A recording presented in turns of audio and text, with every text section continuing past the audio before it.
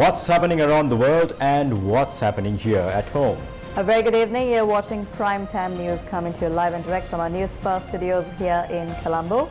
Bringing you the news, I'm Mariam Vijaya. And I'm Sandra Ferdinando. Let's take a look at your headlines for tonight. News First Headlines. Main sponsor. Durden's Hospital, dedicated to you. Sri Lanka's health crisis is worsening. Electricity supply to National Hospital likely to be suspended. Medicine shortage delays surgeries at National Institute for Nephrology Dialysis and Transplantation. Police use water cannons to disperse student protest demanding release of activists.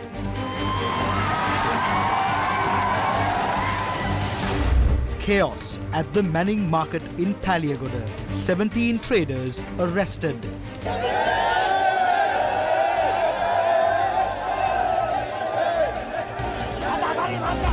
President chairs all-party conference. Indian eggs to reach Sri Lanka in 2024 as well. Local egg prices drop after control prices were removed. News First Headlines. Main sponsor. Durden's Hospital, dedicated to you. In your top stories for tonight, surgeries at the National Institute for Nephrology Dialysis and Transplantation in Maligawatha are likely to be delayed due to a medicine shortage. It is also reported that a crisis has arisen over the payment of 338 million rupees for electricity by the National Hospital in Colombo. An inquiry carried out by News First revealed that a vital medication used at the National Institute for Nephrology Dialysis and Transplantation in Maligawatha for surgeries, identified as basiliximab, and its alternative are not available. It is reported that the Medical Supplies Division was informed repeatedly of the shortage. However, no stocks of the medicine were provided.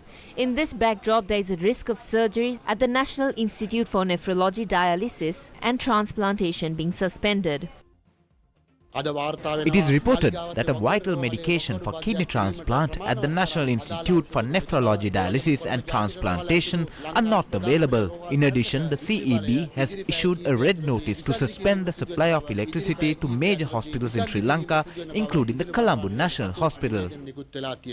An inquiry made by News First revealed that the Colombo National Hospital is to settle a payment of 338 million rupees and no payment has been made for electricity in 5 months. The chairman of the Ceylon Electricity Board noted that he was not informed of such situation and stressed that the electricity supply to hospitals would not be suspended.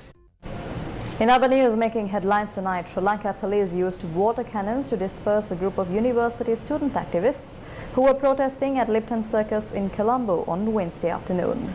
Now, they were seeking the immediate release of 2 student activists who have been in remand custody for over 200 days.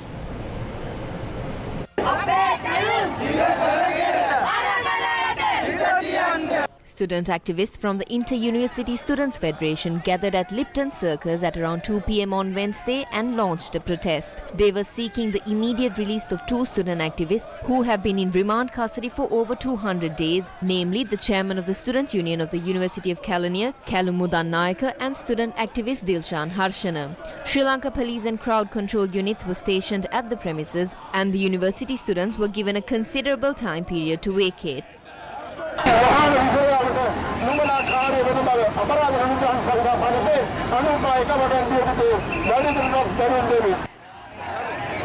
The university students that attempted to proceed towards the University Grants Commission, and in order to prevent them from moving forward, Sri Lanka police used water cannons.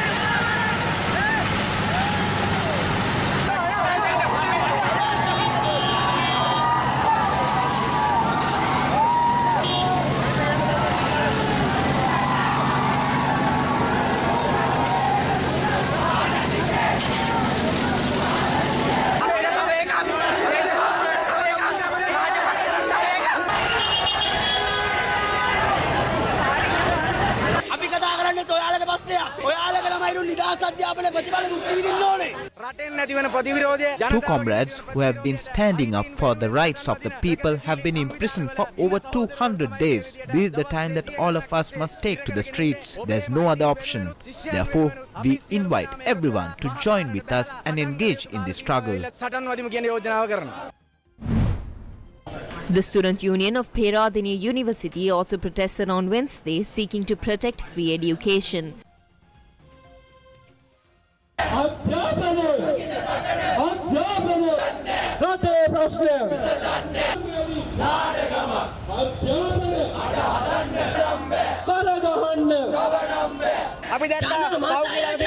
We witnessed the attempt being made by Vijaydatha Rajapaksa and the Ranil Rajapaksa government to abolish the University Grants Commission and appoint a 11-member committee to do away with the free education in the country.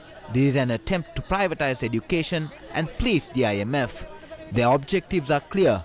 We wish to tell the Ranil Rajapaksa government that we as the student movement of Sri Lanka will take the necessary measures to end any attempt to privatize education in this country.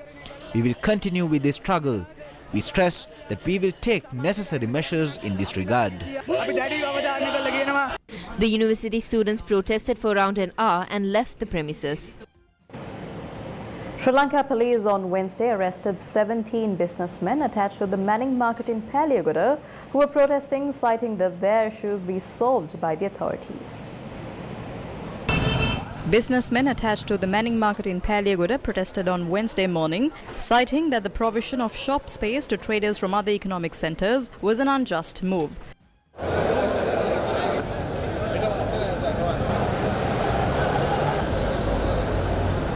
Sri Lanka police informed the group that a court order was obtained preventing from any protest taking place at the premises. Please vacate the premises. The court has ruled that this cannot be allowed. Therefore, we cannot allow you to protest here. You can discuss and peacefully reach a solution. If you continue with the protest, I will arrest you. However, the group continued with the protest.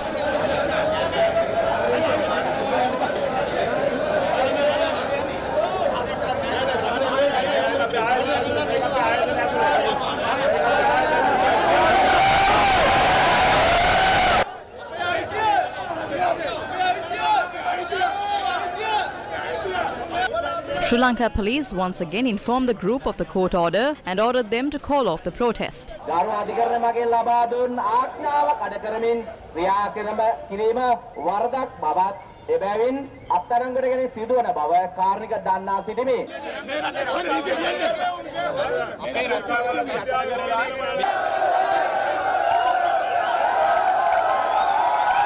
Thereafter, Sri Lanka police made several arrests.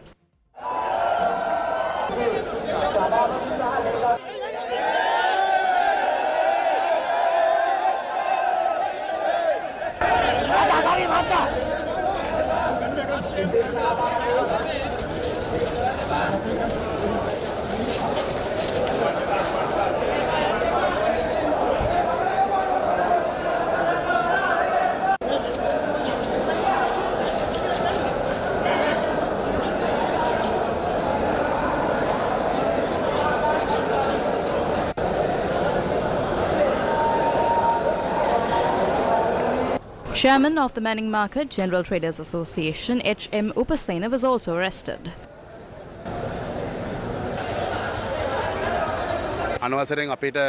We decided to protest because shop space was given to traders from other economic centres and associates of ministers. As it was illegal, we decided to step away from trading today. We will join with the All Ceylon Traders Association and launch another massive protest in the future if a solution is not provided to this issue. We will be compelled to shut down completely. The Urban Development Authority also responded on the matter. They are protesting, citing that the remaining shop space will be given to another party. However, the premises was constructed by the government using government funds. We cannot keep this place closed. If we do so, COPE will question us about it. We need to open all the shops. The selection process is done by a 5-member committee. It is done transparently. There is nothing to hide here. The committee decides who needs to be given the shop space. People were seen lining up at the divisional secretariats to obtain the letter stating that they were eligible for the Aswasuma Welfare Benefit Program and at banks to open accounts to obtain the welfare funds. Long queues formed opposite banks in Galle as people lined up to open accounts to obtain the Aswasuma welfare funds.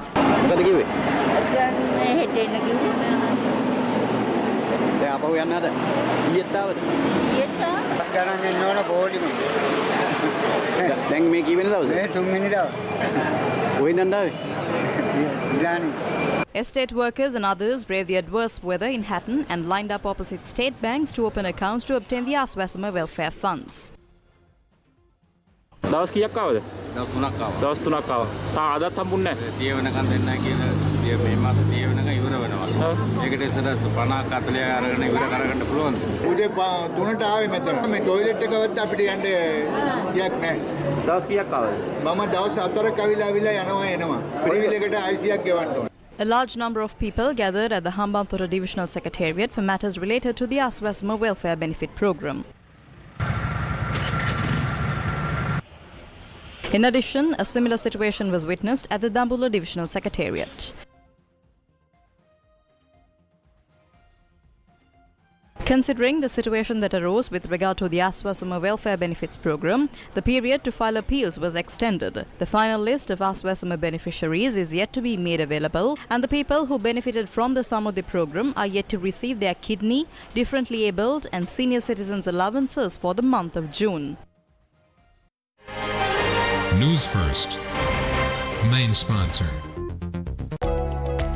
Dardens Hospital, dedicated to you.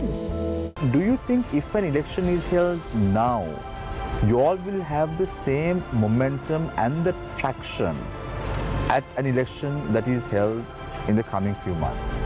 Don't you think things have changed now? The dynamics have changed. I believe we can have the majority and form a government.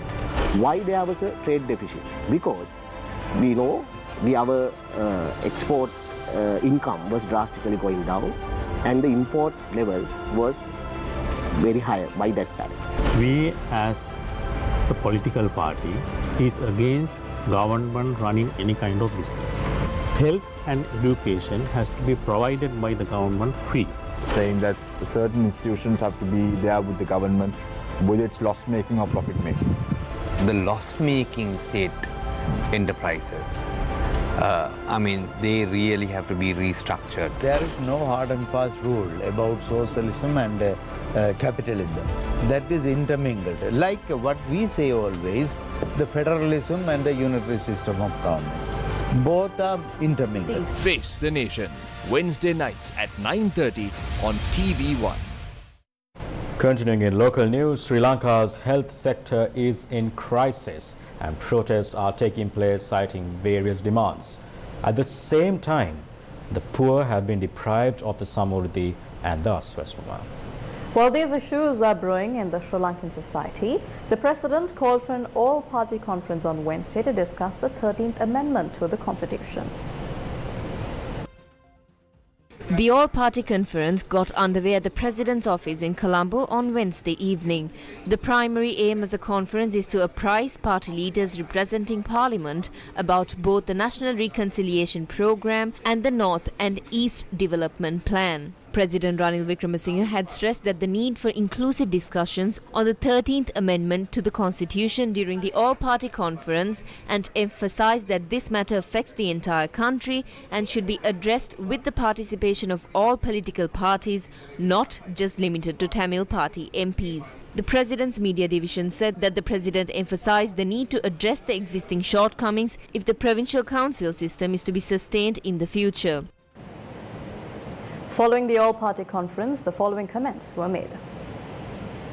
Today we came for a discussion with the President since he invited party leaders to discuss the implementation of the 13th Amendment to the Constitution. He said without the police powers. Nevertheless, we came for the discussion. But at the discussion, when people insisted that elections must be held to the provincial council, then it will be meaningful. Then only it will be a meaningful discussion with regard to provincial powers. He insisted that either you have the elections or you discuss the powers, as though both were mutually exclusive. We tried to tell him that those were not mutually exclusive, that election must be held. At the same time, we must discuss 13th Amendment and going beyond. But he continued to insist that holding the election and discussing the implementation of the powers under the 13th Amendment were two different things and mutually exclusive and contradictory, and therefore he abruptly ended the meeting without any conclusion to the meeting today. The president discussed with the TNA. The TNA wanted an election. Then he asked whether it is necessary to implement the 13th Amendment. Several views were expressed in this regard. Then we decided to hold another meeting to discuss the points that were brought up today. We informed our party's stance on this issue. The president informed that he will give feedback on that in the future. The president is acting the part of the main character and he is playing it well. He can even win the Oscar next year for the best actor. He was very impractical today. When we showed him that he does not have a mandate to implement the 13th Amendment, he responded to it saying that no president in the history had this mandate to implement the 13th Amendment to the Constitution and that only the Parliament hold this mandate. But the concern here is that the Parliament has already passed this 13th Amendment. All 7 presidents who were in power had reasons not to implement this amendment. The issue we are facing here is whether or not this amendment needs to be implemented. Only the executive president has this power to implement the 13th Amendment now.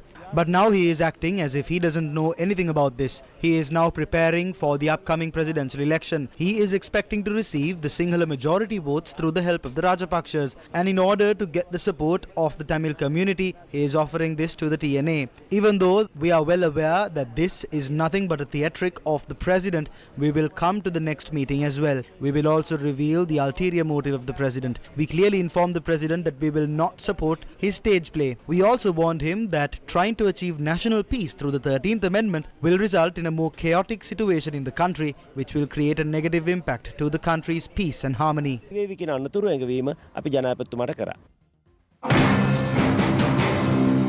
Before attending the all-party conference at the President's office, the parliamentary group of the Sri Lanka Podujana Peramuna called on party leader Mahinda Rajapaksa at his official residence in Colombo. Gotabaya Rajapaksa was given a mandate by 6.9 million voters and a two-third majority in parliament to introduce a new constitution and protect the unitary state of the country. We discussed that in length as well on matters that needs to be prioritized in the country. It was our discussion that unnecessary issues should not be discussed. We hope to express our views as a political party. The mandate was for the creation of a new constitution and then President Gotabaya formed a committee for that purpose. We hope the draft prepared by the committee will be discussed. If one speaks of the 13th Amendment, then one must first speak of an election. The Tamil National People's Front boycotted the all-party meeting and said that this is an attempt of the government to deceive the international community. Ranil Wickremesinghe, who is trying this now, was rejected by the people during the parliamentary election. Even this parliament doesn't have a proper mandate. And today, a man who came to power through the back doors is now trying to destroy this country. He did the same to our country's economy. There were several all-party conferences in the recent past on several other issues. What is the outcome of all these meetings? Therefore, they need to stop these staged acts which will deceive the citizens and even the international community, including India and the Western world. Therefore, Ranil Wickremesinghe, who does not hold any mandate, should dissolve the parliament and call for an election immediately. You can make all these attempts after that election.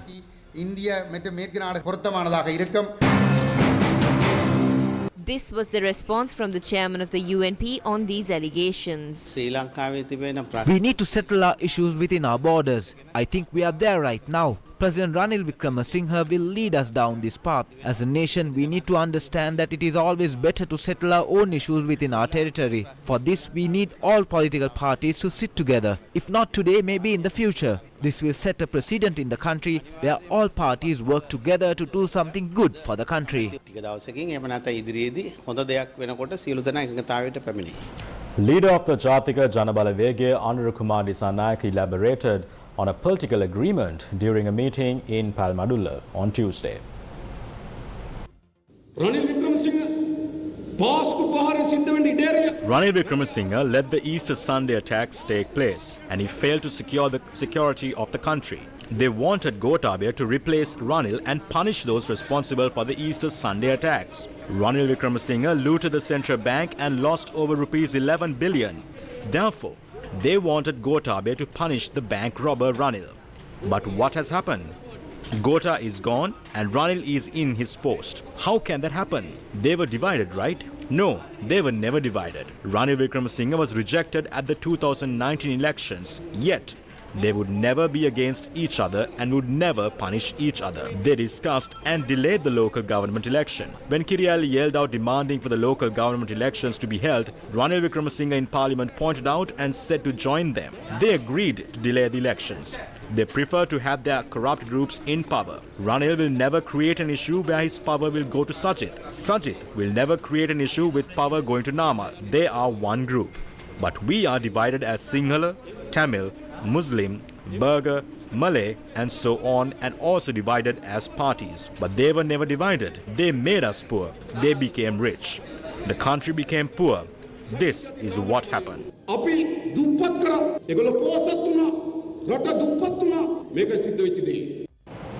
The Samagi Jana Balawege convened a media briefing on Wednesday to clarify their stance on several issues in Sri Lanka, including the recent proposals made on free education and on the criticisms levelled against the country's relations with India.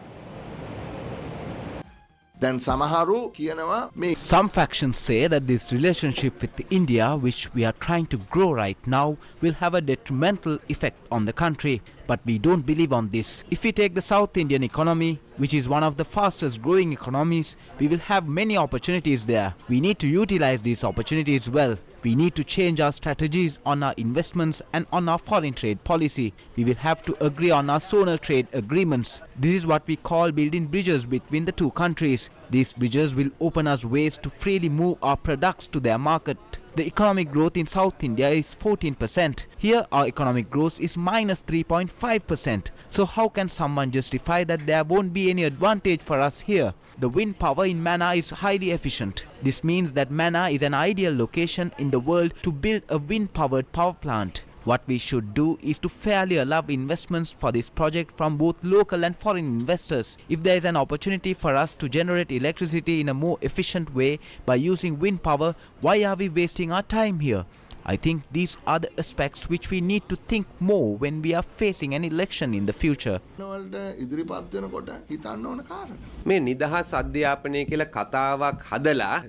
They created this free education concept and curtailed the funds allocated for it. Then they converted it to a new concept called the state education. This is what they did. At the end, only a certain faction was given this opportunity. There is no other supplier, it is only the government. This report clearly says that this supplier can be the state, a non-state entity, a private entity, or even a non-profit organization which is not affiliated to the government. When we do this, we will get more foreign investments. This will pave the way to the world-renowned universities to establish their institutes here in our country. In this report, we have clearly stated the responsibility of the state irrespective of who the supplier is. SM Chandrasen accused former President Gotabaya Rajapaksa for causing the decline of the Pudujana Peramuna. He made this accusation while participating in the press conference held at the party headquarters. There were some mistakes on the part of the presidential candidate that represented our party but was not from our party. I represent the farming community in the party. We were severely inconvenienced with the decisions on fertilizer subsidy and the suspension of fertilizer imports. The grassroots are aware from where this mistake was made. This is not a mistake committed by a party or all its members. It was a mistake committed by the former president. The SLPP was formed around former President Mahinda Rajapaksa. The people cannot forget the SLPP or Mahinda Rajapaksa's leadership as well as the guidance of Basil Rajapaksa. We will continue to strengthen the party and move forward.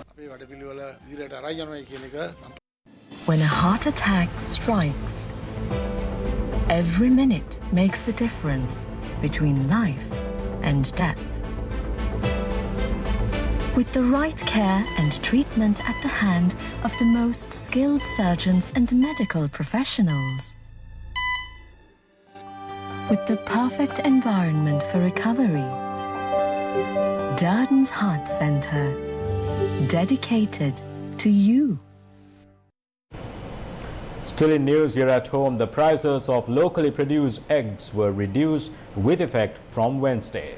All Ceylon Egg Producers Association Chairman Sarath Ratnayaka told News First that the maximum retail price of a white and brown egg was reduced to 55 rupees per unit. Earlier this year, the Sri Lankan government imposed a control price of 44 rupees per white egg and 46 rupees per brown egg, and on Tuesday night, the control prices were removed. On Wednesday, a shortage of eggs was witnessed in the local market, and in some areas, eggs were sold for 54 rupees and 56 rupees per unit.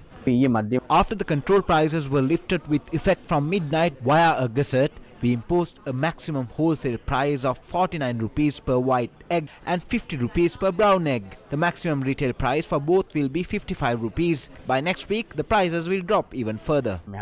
The Sri Lanka State Trading Corporation said that 1 million eggs imported from India are released daily to Sri Lanka's retail market. These eggs can be purchased for 35 rupees from Satosa and supermarkets.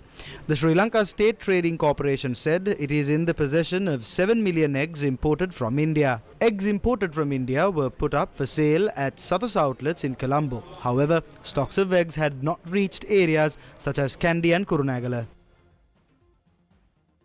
It was announced on TV that eggs are available at Satosa, but they are not. We cannot find eggs imported from India over here.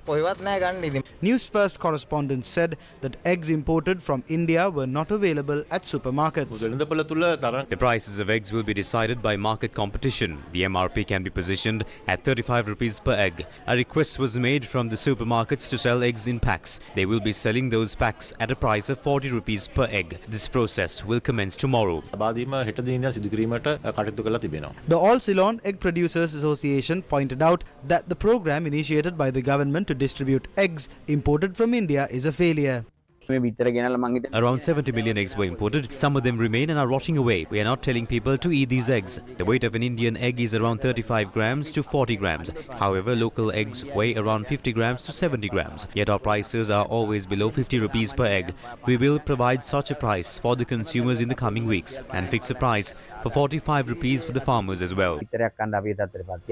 The Sri Lanka State Trading Corporation elaborated on the matter. The eggs we import meet the export standards and weigh around 55 grams. In India, an egg is sold for 5 rupees. However, when exporting, they incur a massive cost for packaging. They also spend a lot on testing the eggs. Furthermore, they spend a lot of money on internal transportation. So in order to import an egg, it will cost us 31 rupees. There is a shortage of around 1 million eggs in Sri Lanka daily. We are permitted to release 1 million eggs per day to the local market. According to the data that is available, the country will be self-sufficient in eggs by March or April next year. Until then, we will continue to import and release eggs to the local market. The Restaurant Owners Association commented on the situation surrounding eggs. They created this horror story. They should have announced that they will import eggs and flood the local market. That would have solved the issue. Why did they decide to provide eggs only to the bakeries? Sri Lanka was a country that had plenty of eggs. Do you not understand that this was a game put in place to import eggs? They must show us the farms, the hens and the animal feed. The production in the country has stalled, and this was a game put in place to extort commissions. Japan's ambassador to Sri Lanka, Mizukoshi Hideki, says that completing IMF-based reforms were vital for Sri Lanka. Japan's ambassador to Sri Lanka, Mizukoshi Hideki, notes that completing reforms in line with the IMF program were essential for the future of the Sri Lankan economy. He added that finalizing debt restructuring negotiations and achieving economic normalization were also essential for the country's economy. Ambassador Mizukoshi also reaffirmed his determination to continue to stand by Sri Lanka as a time-tested partner supporting Sri Lanka's recovery and pursuit of prosperity. Japanese Foreign Minister Yoshimasa Hayashi will visit Sri Lanka later this week and will attend a joint media briefing with Sri Lanka's Foreign Minister Ali Sabri on Saturday. Japanese Foreign Minister Yoshimasa Hayashi plans to visit 6 Asian and African countries to strengthen cooperative ties with so-called Global South nations. In economically unstable Sri Lanka, Hayashi will discuss the country's debt problem. Japanese Foreign Minister Yoshimasa Hayashi's visit will be the first ministerial-level visit from Japan to Sri Lanka after the cancellation of the $1.5 billion Japanese-funded light rail transit project by the then-President Gotabaya Rajapaksha's government in October 2020. The consultative conference to introduce the concept of e-mobility for Sri Lanka's public transport, organized by the United Nations Economic and Social Commission for Asia and the Pacific, was held in Colombo. The National Consultation Meeting on Accelerating the Transition to Electric Mobility for Public Transport in Sri Lanka took place in Colombo on Tuesday. Dr. Bandulu Gunawardena, Anil Jayasinghe, Secretary to the Ministry of Environment, and Priyantha Mayadunna, Secretary of the Ministry of Transport and Highways, participated in the event. Development of electric vehicles has been held back in the past due to their high related cost, hence low acceptance by customers. Most significantly, there are not enough recharging and refilling points, while a larger part of the infrastructure needed to get these vehicles on other roads are still being developed. National electric grid does exist, still charging points are yet be developed. However, the ministry is committed to facilitate and support the industry with the support of other related ministries. The aim is to have enough charging and fueling points with other requirement infrastructure so that investors and companies find worthwhile to mass produce vehicles at reasonable price for a growing market where consumers will have enough confidence to buy them. Sri Lanka has committed to reduce 10% of the GHG by 2030, and there are 3% unconditional and 7% conditional. And then even the NDC actually lays out 12 transport strategy, and some of those are actually directly relevant to the electric mobility. And even in the energy sector also, we see that I think there is a high share of the renewable, about 58%, but still I think need to work more toward how to increase the production of the renewable energy, which is really very important for the prosperous electric mobility strategy. A panel discussion was also held to discuss more on e-mobility for Sri Lanka's public transport service.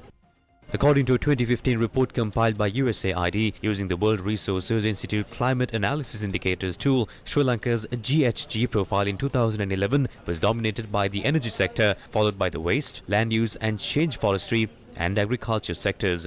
Industrial processors contributed at least 3%. Sri Lanka is no stranger to e-mobility in public transport. In 1899, the first tramcar drive took place from Colombo Grand Oriental Hotel to Totalanga. Tramcars were operated by a private company until 1944. The municipal council decided to give notice to the tramway company of its intention to purchase the tramways in November 1943. The tramcar service in the Colombo city was operated by the Colombo Municipal Council between 1944 and 1960. In Sri Lanka, the tram service was stopped completely after the trolley bus service was introduced in 1953. Speaking on Sri Lanka's higher education sector, the chairman of the University Grants Commission said that the country is facing trouble in providing opportunities for the youth. As a country, we are in real trouble finding opportunities for youth. So normally, for A-levels, 300 students sit every year, 300,000. 180,000 get at least 3 simple passes. That is the minimum marks for entrance. Medicine and engineering different, they have different minimum standard. And we take only 44,000 UGC. Before 2020 it was 30,000. So I have increased by force every year by 15,000, increase the capacity of all universities. We have 17 national universities and 19 institutes, including 10 postgraduate institutes, where we produce high quality research in the country. So 44,000, non-state, they take 16,000, 9,000 affiliated universities. For an example, you can finish 2 years here and you can go abroad for the next year, and if you want, you can take the work permit and settle down even. Governor's statements, everything. And he firmly said, even though our inflation is more than 70%, don't worry, end of the year, I will somehow take down this to 1 digit. So that's very interesting. A challenge in front of the society for the betterment of the society. So it has now become a reality. But the money absorbed by the central bank is still there. The money stock. Absorbed to the central bank, the money stock, in order to reduce the velocity of the money stock. Wildlife officers have launched a massive operation to drive away a wild elephant that came close to Kurunegala town and was spotted some 5 kilometers away from the town centre. Now, the wild elephant had already killed one person in Kowana, Kurunegala. The wild elephant had attacked an 80-year-old man at around 7 a.m. on Tuesday and eventually killed him. Later that night, the wild elephant had moved onto the Dambulla-Kurunegala main road. CCTV cameras in the area capture the wild pachyderm proceeding to the Baddegamu Forest Reservation via the Ranavana area.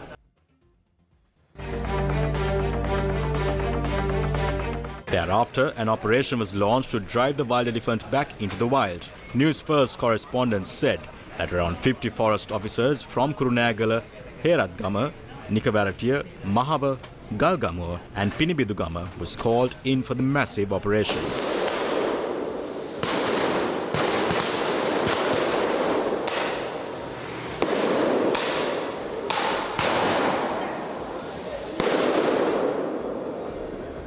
However, they were unable to locate the wild elephant on Tuesday night, and News First correspondent said the wild elephant is believed to be roaming in the Alakolaveni areas.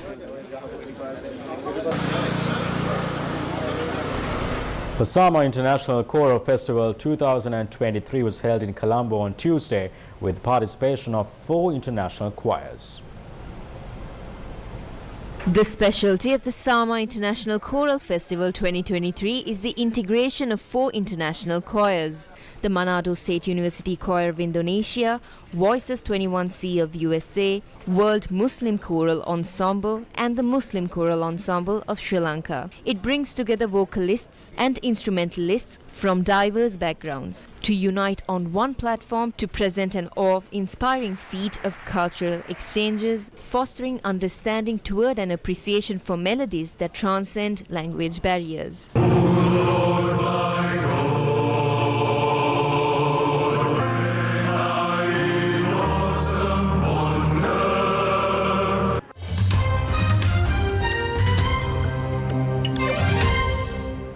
In international developments, volunteers worked frantically for a second day to save dozens of pilot whales stranded on a beach in Western Australia, but more than 50 have already died.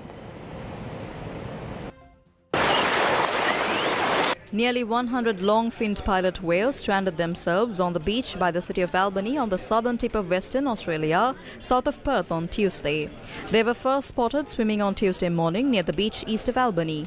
As the day progressed, the pod began moving close to the beach, sparking the concern of conservation officers. By 4 p.m, a large stretch of the shoreline was covered in beached whales. Rhys Whitby, Western Australia's Environment Minister, said it was particularly frustrating because it is unknown why the phenomenon occurs. Western Australia State's Department of Biodiversity, Conservation and Attraction set up an overnight camp to monitor the whales.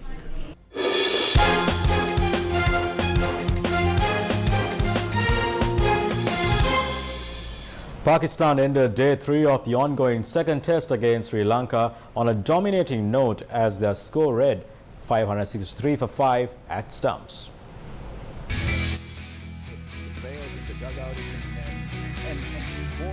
Agha Salman on 132 and Mohammad Rizwan on 37 are standing unbeaten at the crease, with the visitors taking a lead by 397 runs. Earlier in the day, Abdullah Shafiq brought up his double hundred while Salman scored his second test century. Rizwan came in as a substitute for Sarfaraz Ahmed after the wicketkeeper batter got retired hurt. After an eventful day 1 where Pakistan took charge of the proceedings by bundling out Sri Lanka for just 166, little happened on day 2 as the heavens opened up, resulting in rain almost the entire day. The top 16 rounds of the Jaffna Premier League football tournament will begin on Thursday. Several matches of the second round of the Jaffna Premier League football tournament was played on Wednesday. At the end of the day, 3 teams were selected for the top 16 teams. The matches were played at the Ariale and Collins grounds in Jaffna. The quarterfinals of the tournament will be played on the 29th and the 30th of July. The semi-finals will be played on the 1st and 2nd of August, with the final being held on the 6th of August at the Durayappa Stadium in Jaffna. Shakti TV is the official media sponsor for the event.